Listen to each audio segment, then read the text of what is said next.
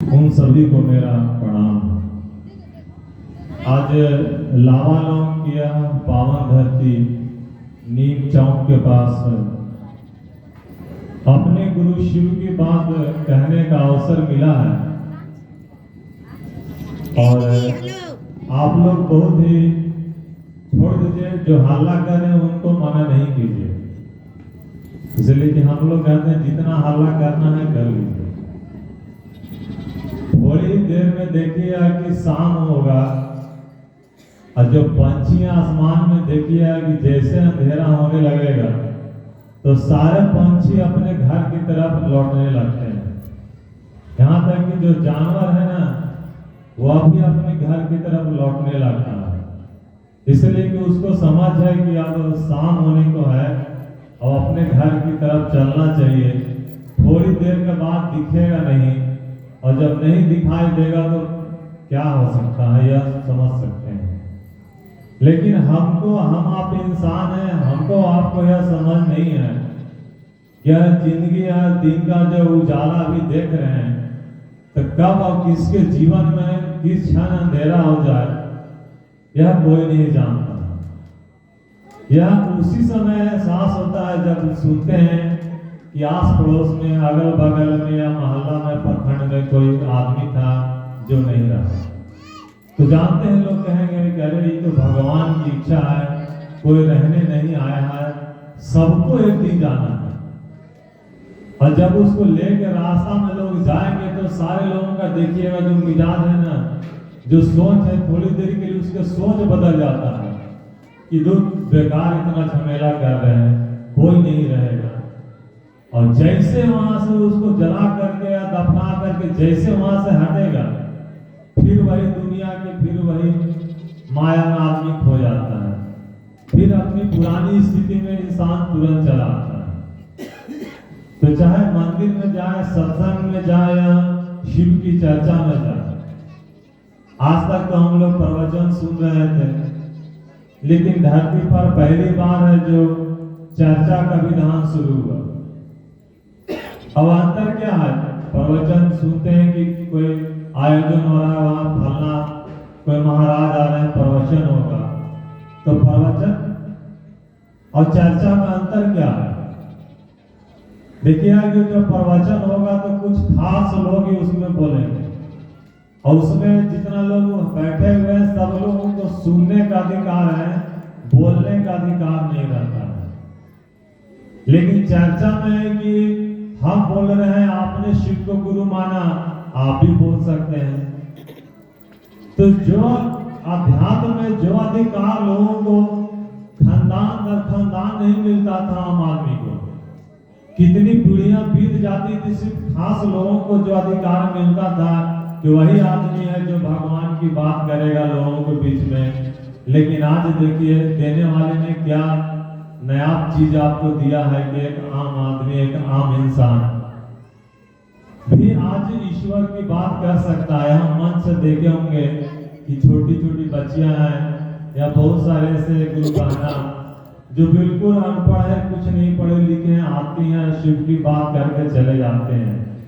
तो क्या यह अधिकार नहीं लगता है कि यह जो अवसर मिला है या जो समझ आया है इसको जिंदगी में उतारना चाहिए, इसको समझना चाहिए।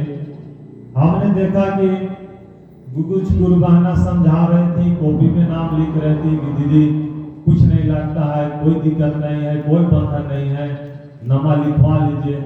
तो लोग अपना अपने घर परिवार बाल बच्चे सबके नाम लोग लिखवा देते हैं, लेकिन पता चला कि घर में 10 साल बीत गया, घर में किसी को बता भी नहीं रहे कि हम शिव के शिष्य हैं, अब आप भी शिव के शिष्य हो गए। तो खेला यहाँ समझने का है, यहाँ कोई कार्यक्रम नहीं है, यह कोई प्रवचन, कोई सत्संग नहीं कि आप सुन लिए अब आपको फायदा हो गया। कोई सत्यनारायण भगवान की कथा नहीं है कि सुन लिया और अंत में प्रसाद लिया और घर चल गए, खेला खत्म हो गया। यह जिंदगी को सुंदर बनाने का एक अवसर है शिव चर्चा।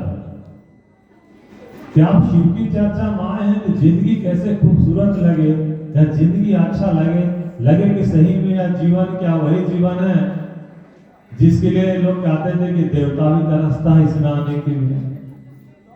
जिसमें साधु संत ऋषि महात्मा देवता सारे लोग चाहते हैं कि जब भी आए तो इस शरीर में आए।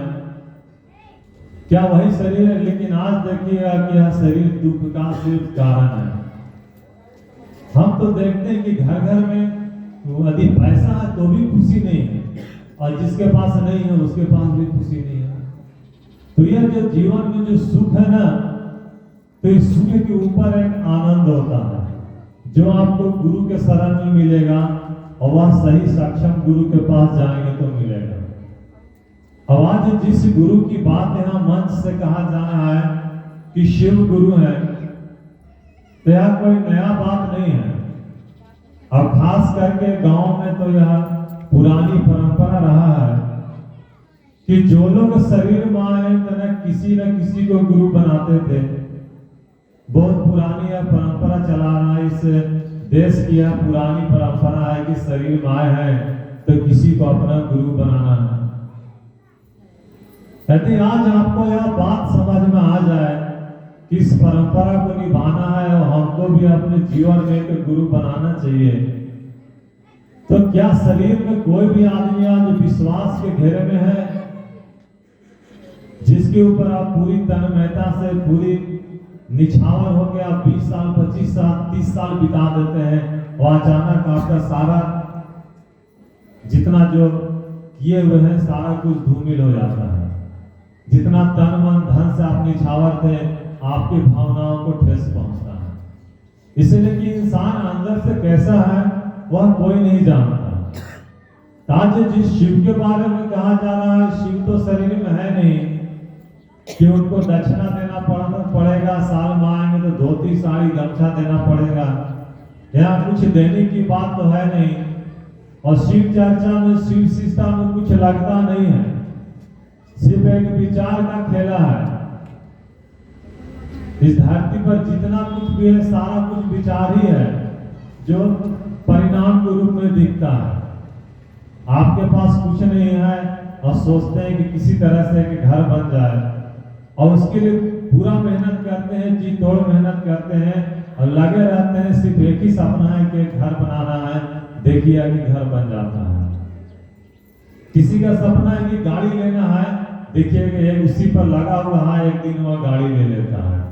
तो किसी ने विचार किया और देखिए उस विचार पे भी खड़ा रहा, तो उस विचार का परिणाम आता है। शिव की शिष्टा कुछ नहीं है, आपके मन का एक विचार है। जैसे सारे लोग सोचते हैं ना, यह सृष्टि भी क्या है, यह शिव की इच्छा का, शिव के विचार का परिणाम है।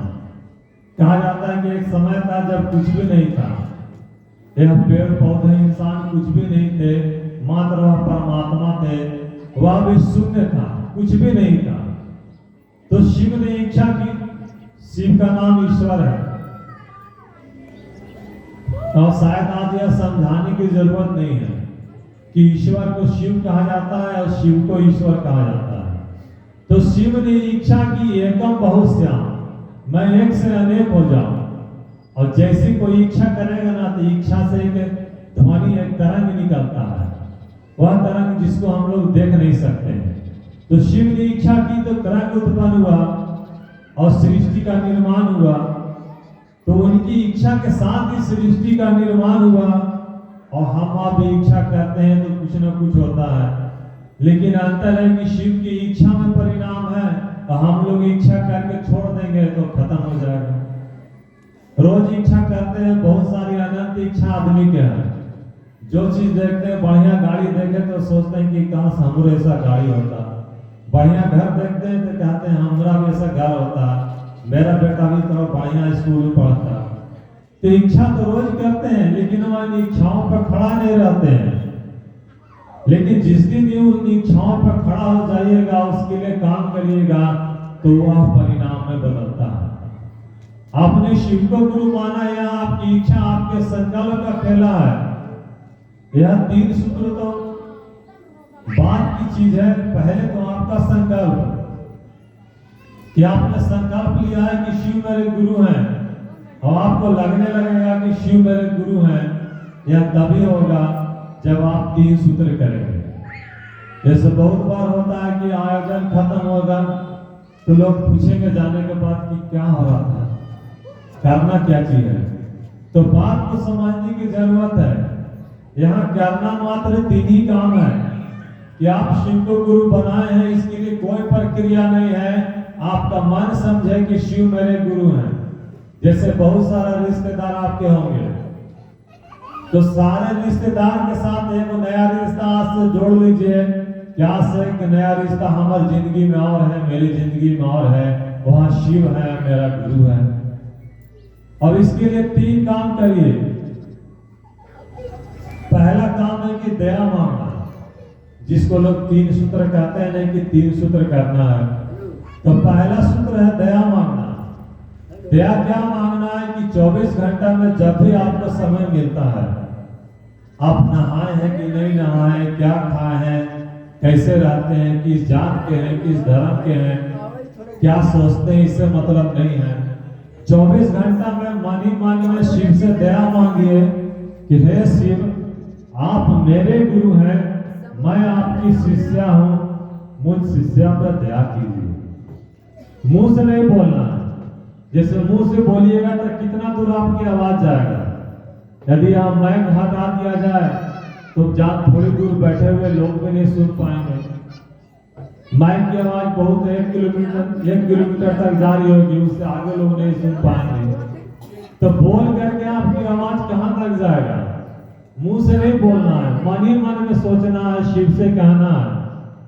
जैसा महादेव को आप समझते हैं, फोटो में जैसा दिखते हैं वैसा समझते हैं कि कैसा समझते हैं वो आप समझिए। लेकिन शिव को जैसा आप समझते हैं, अपने शिव से कहिए कि हे शिव, आप मेरे गुरु हैं, मैं आपकी शिष्या हूं, मुझ शिष्या पर दया कीजिए। देखिए जो दया है ना, यह साव हरिंद्रानंद जी ने भारतीय अध्यात्म का वह गोपनीय रहस्य आपको दिया है जो आम लोगों को उपलब्ध नहीं था। जो लोग हजारों साल तक तपस्या करते करते थक जाते थे और तब ईश्वर को, देवताओं को दया आती थी, उसको परिणाम मिलता था। आज आपको दे दिया गया कि आप 10 दिन भी तपस्या नहीं कर सकते हैं, 1 घंटा तो कर ही नहीं सकते हैं। थोड़ा देर चर्चा में बैठे हैं 4 घंटा तो भूख लग गया होगा, सोचिए कि घर में काम है। ऐसा ना आदमी खोज रहे हैं कि जानवर खोज रहा है, बहुत सारे विचार आ रहे हैं। तो उस स्थिति में तो है नहीं। तो मन ही मन में शिव से दया मांगिए, हे शिव, आप मेरे गुरु हैं, मैं आपकी शिष्या हूं, मुझ शिष्या पर दया कीजिए। जब भी समय मिले 24 घंटा में जितनी बार इच्छा करें, मन ही मन में दया मांगिए। जब गुरु बनाए हैं तो प्रणाम नहीं कीजिएगा। किसी को भी हम लोग गुरु बनाते हैं तो यहाँ औपचारिकता है, यह इस देश का कल्चर है कि हम लोग प्रणाम करते हैं। और गुरु के लिए तो खास है कि गुरु है तो गुरु को प्रणाम करना है। तो शिव का जो पंचाक्षरी महामंत्र है, उससे अपने गुरु शिव को प्रणाम करिए। प्रणाम कैसे होगा?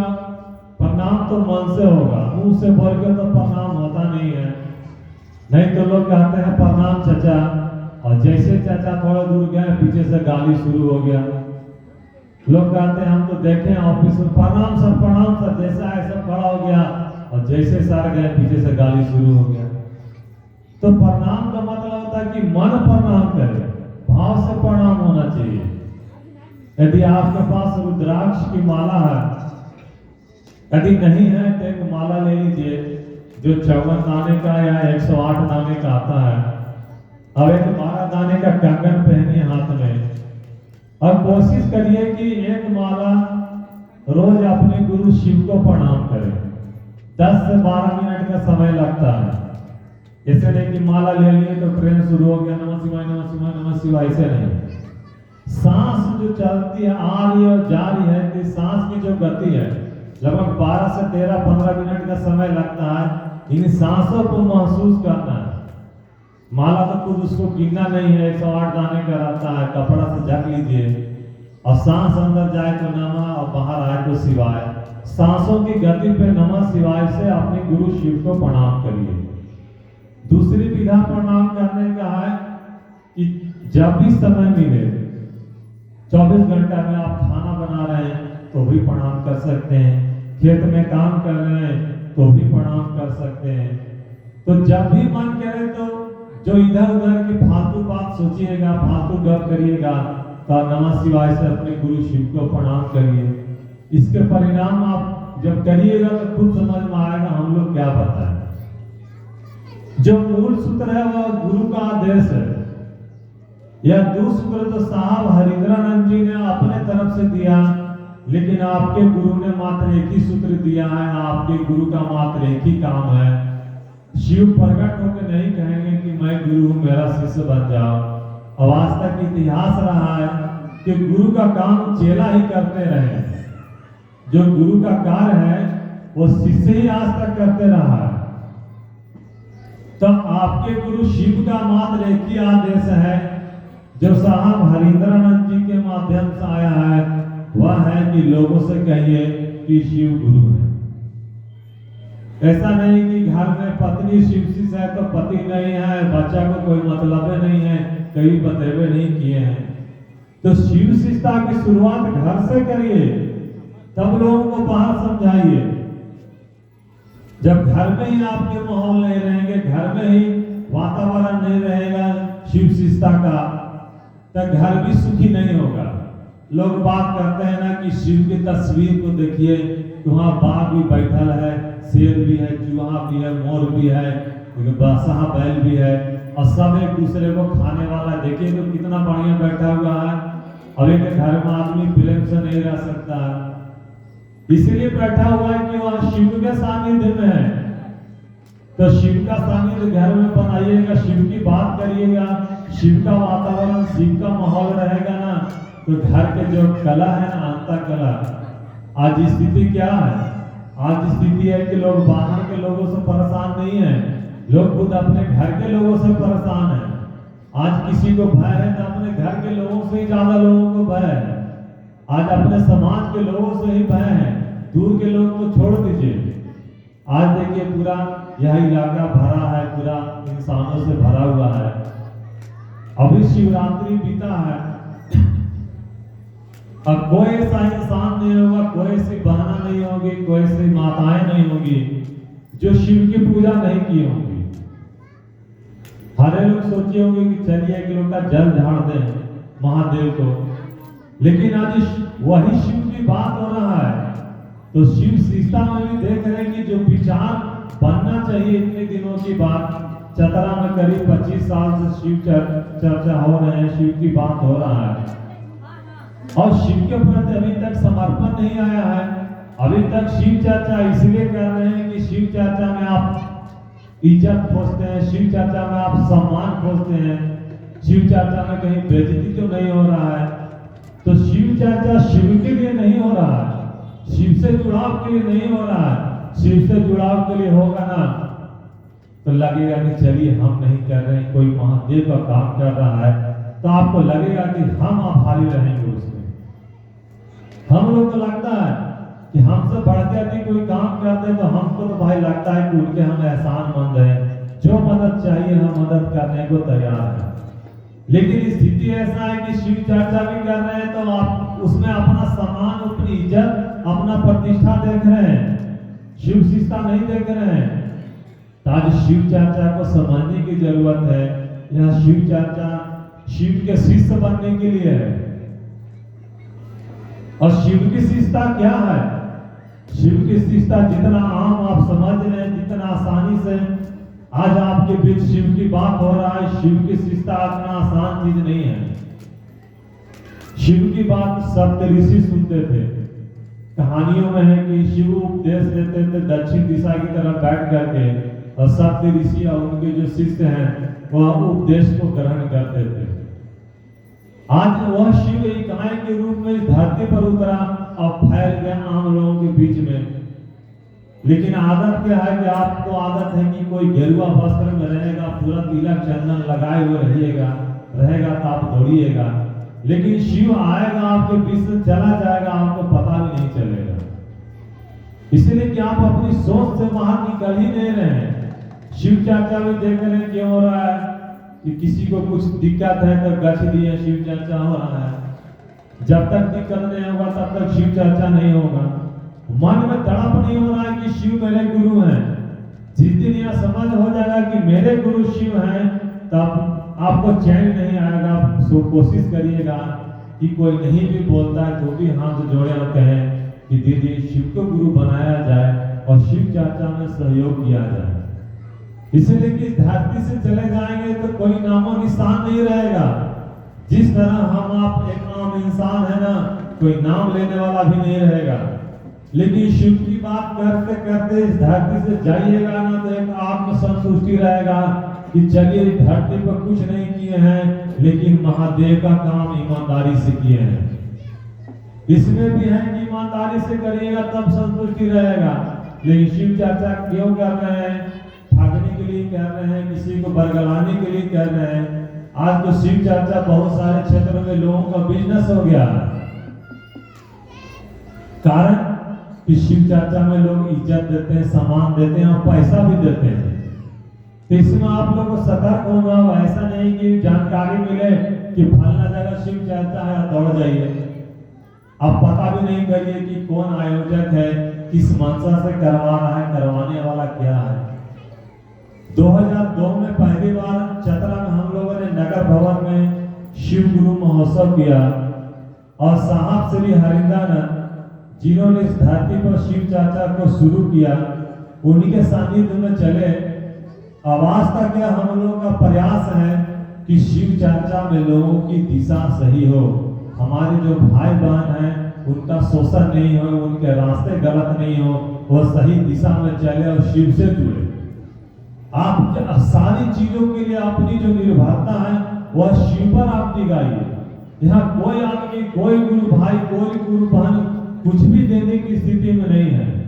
यदि कोई आपको कहता है कि फलना गुरु भैया, फलना गुरु बहना है, बहुत पहुंचा है, आपको ऐसे कर देंगे, वैसे कर देंगे, इस फेरा में कभी नहीं पड़िएगा। फेरा में पड़ना है तो शिव महादेव का सब कुछ वही करते हैं, और शिव क्या करते हैं इसकी जब व्याख्या करेंगे ना तो आपको विश्वास नहीं होगा। लेकिन आपको चलना होगा। ऐसा नहीं कि 10 दिन चले, 20 दिन चले। पता है मुझको 10-15 सालों के बाद भी पूरा तरह से यकीन नहीं होता था कि सही में महादेव गुरु है। एक समय था कि पूरा दीवानगी से चलते थे, क्या दोपहरिया, क्या बरसात, कौन सा मौसम है, जिस मौसम में हम लोग निकल पड़ते थे गांव में और चर्चा नहीं करते थे। पूरे चतरा जिला के कौन सा गांव बाकी है। लेकिन उस समय हमको विश्वास फिर भी अंदर से नहीं था, लेकिन चलते थे। लेकिन आज नहीं चल पाते हैं उतना, लेकिन अंदर से विश्वास है कि मेरा गुरु शिव है। पहले विश्वास नहीं था, आज विश्वास है, आज एहसास किए हैं। तो आप जो संकल्प लिए है ना, इस संकल्प लेने के दौरान बहुत सारे उतार और चढ़ाव जीवन में आएंगे। होता क्या है कि जब दुख आएगा ना तो शिव अच्छा नहीं लगेगा, और दुख में जब निदान हो जाएगा दुख का तो लगेगा कि दीदी महादेव तो बहुत मदद की है, देखिए ऐसा हो गया। बहुत सारे लोग कहानी सुना के गए ना। लेकिन हमारे जीवन के सुख भी हमारे जीवन के कर्मफल पर निर्भर है, दुख भी जो है हमारे जीवन के कर्मफल का देन है। कोई गुरु नहीं चाहेगा कि मेरा जो शिष्य है वह दुख में रहेगा। मान लीजिए आज जो भी दुख है तो आपके ही किए गए कर्मों का फल है। तो कर्मफल जब सही होंगे तो जीवन के जो दुख है ना धीरे धीरे वह समाप्त होंगे। लेकिन आप कहते क्या है, अभी शिव चर्चा में बैठे हैं, फिर निकलिएगा तो फिर वही धंधा शुरू कर दीजिएगा। तो जरूरत है आपको सोचने की कि हम शिव के शिष्य हैं और अपने गुरु का आदेश करने की। अपने गुरु के आदेश के प्रति ईमानदारी रखिएगा। कोई प्रवचन की जरूरत नहीं है, ना कोई शास्त्र की जरूरत है। शिव से बड़ा क्या कुछ है, शिव से बड़ा कोई शास्त्र है, कोई वेद है, कोई पुराण है। तो शिव के सानिध्य जैसे होंगे तो अंतर भाव आपका जगेगा और सारा कुछ अंदर से आपका लगेगा कि सही में लोगों के लिए कुछ करना चाहिए, कुछ नहीं कर सकते हैं तो लोगों को शिव से जोड़ें। शिव से किसी को जोड़ते हैं तो उसका जीवन देखिएगा कि धीरे धीरे सुखमय होने लगता है। आज का यहाँ आयोजन हम लोग चाहते हैं कि इस आयोजन में कुछ लोग हैं जो महादेव के आदमी के रूप में खड़ा हो जाए। जैसे कोई किसी का आदमी रहता है ना, कि उसके लिए खड़ा रहता है कि जीना मरना रहेगा, तो उसके लिए खड़ा है, सिर्फ एक आवाज आना चाहिए। तो आज का यहाँ आयोजन में आपको लगता है कि मेरे गुरु शिव हैं, तो एक आवाज आना चाहिए कहीं से महादेव के लिए, तन से, मन से और धन से वह खड़ा हो जाए, तो दिखेगा कि उसका जीवन कितना सुंदर होगा। आवाज आपको एक संकल्प लेना होगा एक नई सोच के साथ, क्या जीवन में आज से मेरे गुरु शिव हैं, और जब तक सांस चलेगा लोगों के बीच शिव गुरु की बात करेंगे। मैं इन्हीं बातों के साथ अपनी वाणी को विराम देता हूँ। आप सबों को प्रणाम।